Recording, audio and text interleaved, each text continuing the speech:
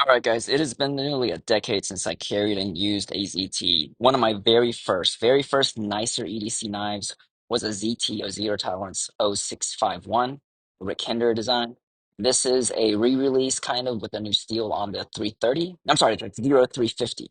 Okay, it's like the little brother, I believe, of the 300 series, like the 303. I've not had one with the speed safe or whatever they call it, the assisted opening design.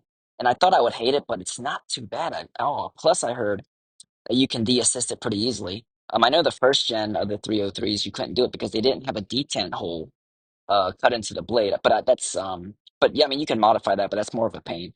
But with the torsion bar or something taken out of this model, you can actually successfully close it with the detent being able to engage into the blade. But I thought I wouldn't like it, but man, after holding it, it just rides really nice. I have medium-sized hands. I have a love affair with the recurve blade, and it's not a huge recurve where it's going to be useful, but it's got a lot of belly to use it on there, and you can catch material right here. I don't have an impression on ZT's Magnacut as this is my first example of it. Obviously, I'm not going to be doing anything crazy because it's not my knife. And my buddy will actually put in there. I think he said this is a Lynch Northwest clip, which I love. I know the original ones aren't deep carry, and it's not a big deal, but this one rides really nicely in the pocket, and it just attaches and takes it out of your pocket really easily. But deployment's really easy. You can close it with one hand if you're coordinated enough. The thumb studs really are more for a stop, but you can thumb flick it if you need to. Reverse flick, I cannot do. If you notice the gap right here is a lot smaller than what's on the front. You got your pocket clip you can put up, tip down, tip up, left or right-handed. Like I said, opted to put it on the tip down left side. But it's been really nice to carry, really nice to cut. Factory edge was pretty good. It doesn't have a lot of bite. But you get that a lot with factory sharpened edges.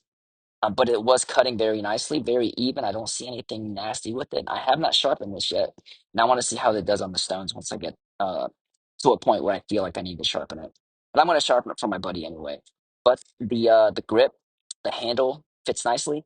It's got a little hump right here, which can be a hot spot, but it spreads it out over your hand really well, and you can ride it up on the thumb ramp here or right here. And for the tactical guys, you can hold it very nicely up here because you got the jimping right here at the end. So check that out. That looks pretty badass. Tiger Stripe, love it or hate it, it looks badass. So that's the Magnacut version of it. I know this isn't like a new release, but this is a new thing for me. I've thoroughly enjoyed it.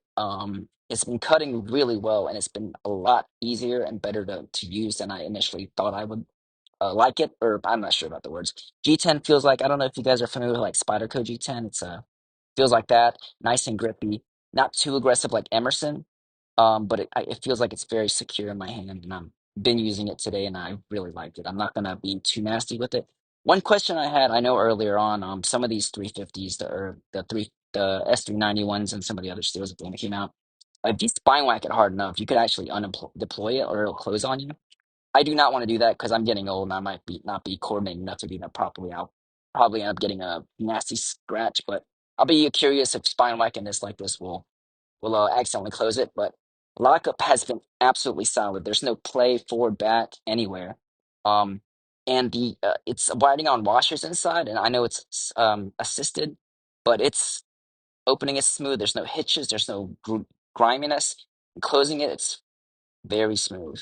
Like I said, it doesn't really matter, but the feel of it's really nice. And if people are concerned about that stuff, that's really my report on it. Obviously, it can be varied between model to model. Very nice blade stock. You got a tall grind, and it just cuts very well. That recurve catches material really nicely. You're able to stay in a cut really nice. So it's like the best of both worlds, like a Warney or a recurve or a Tigerfall, whatever. And you got the nice belly. And it's like a spear point where it's got that point right in the middle of that where the pivot lines up at. I think it's just a great all-around knife. It's not as big as the 303 models. That thing was a chunker. I think this is perfect for EDC. It's a little heavy. Not my typical carry because I just don't carry knives like this anymore. But I'm sorry, even if you're not a fan of ZT, which I'm not a fan because I don't carry them a lot, not because I don't like them. I think this is a really awesome knife. Like I said, that tall grind there, I just makes for cutting really nicely. And I'm pretty sure the angle on the sharpness isn't too crazy or too shallow, but it's still doing good. It really impressed me on how well this guy cut. Let me know what you guys have any questions on. I'll continue to work on it, and then I'll kind of report back after I sharpen it if I can sharpen it properly, because I don't want to mess up someone else's knife. Obviously, this is a user. Will Marsh, my buddy Will, he was nice enough to send us over to try. But for those curious, that is my thoughts on this after 1 day of use with it. Definitely pick up this clip if you guys have any of these ETs. I think it is a not a game changer, but it makes life so much better, and I think it looks really nice. And you don't have that big ZT logo on it. But yeah, nice.